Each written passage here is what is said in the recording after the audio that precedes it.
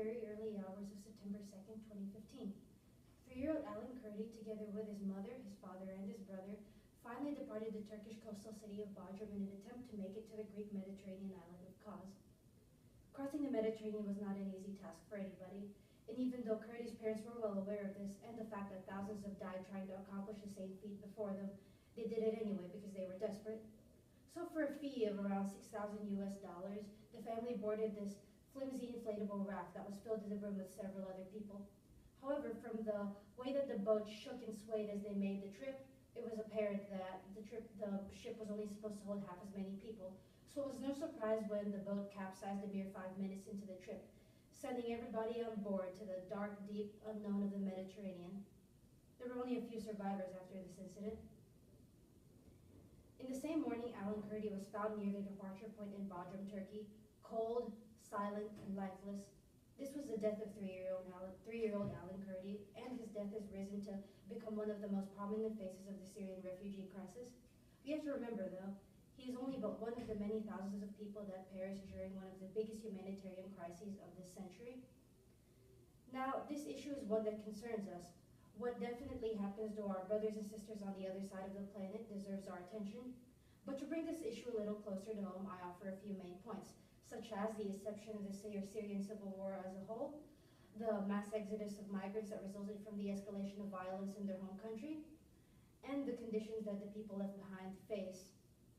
I'm certainly not a political expert, but I have been following this issue for many, many years, and it's something that's definitely grown to be very important to me. I hope that this information will give everybody more information and will spread awareness about this issue, even if it is one that seems so far away and so far removed from our everyday lives as people living here in America. So the Syrian civil war is a complicated issue. Like many other complicated issues, it comes with it a host of complicated causes, such as economic woes and regional political instability. But what was the main catalyst of the Syrian civil war was the explosion of the Arab Spring in Syria, when people started to demand for more personal freedoms.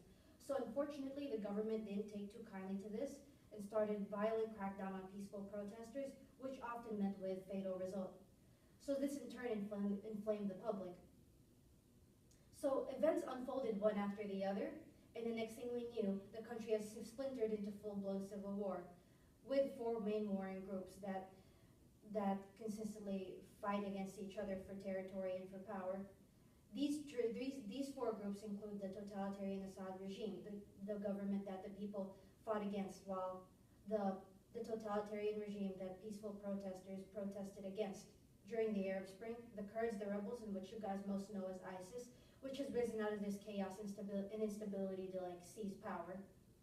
So involvement of foreign powers have further complicated this issue, including the involvement of Russia, the US, the European Union, and several other Middle Eastern countries. So at the end of the day, the Syrian civil war is a complicated web of alliances and rivalries, so much that neither group really know who's fighting for what and who's fighting who. With no end to the violence in sight, people have opted to leave instead to save themselves and to save their family.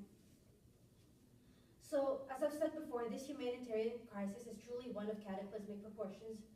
We can examine that by looking at the numbers. According to the Qatar-based news organization Al Jazeera, more than 450,000 Syrians have been killed in the conflict as of 2012. Al Jazeera further states that 700,000 people are currently trapped in besieged areas. Another 4.9 million struggle with basic necessities on a daily basis, especially if they live in remote areas. Another 6.8 million are displaced within their country as of right now, with no home to turn to.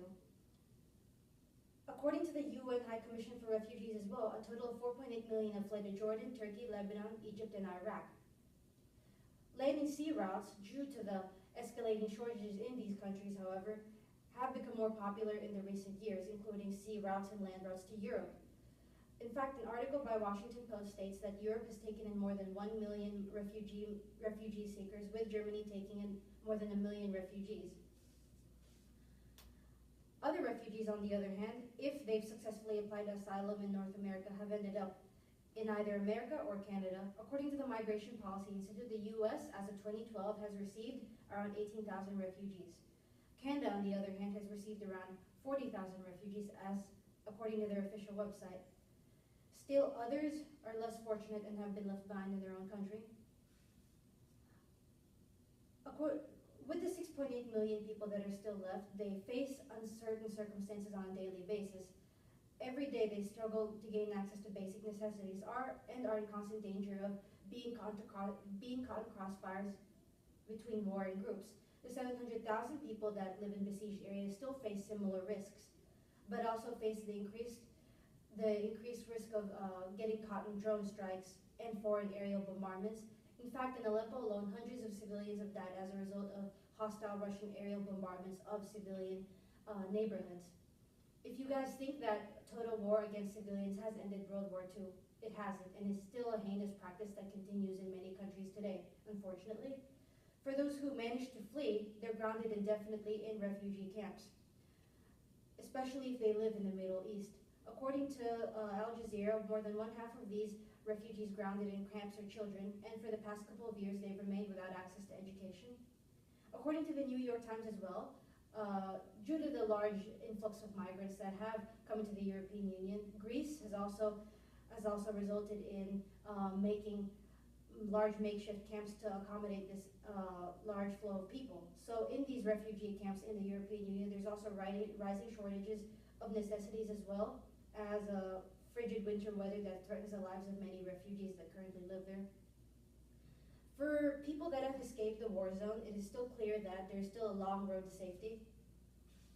Today we've talked about the beginnings of the Syria civil war, the exodus of migrants that resulted from the conflict, and the conditions of the people that have been left behind. This issue has just impacted the lives of millions of people irreparably, and even for those who have the opportunity to begin their lives anew, it is clear that they'll never forget their personal experience with this dark time in history. I leave you guys with this. In the next following years, they will be resettled among us. 18,000 refugees will be settled throughout the United States and will become our new neighbors, our new co-workers, our new classmates, and even our new friends. It is important that we never forget where they come from and that we open our hearts and minds up to them. Thank you so much.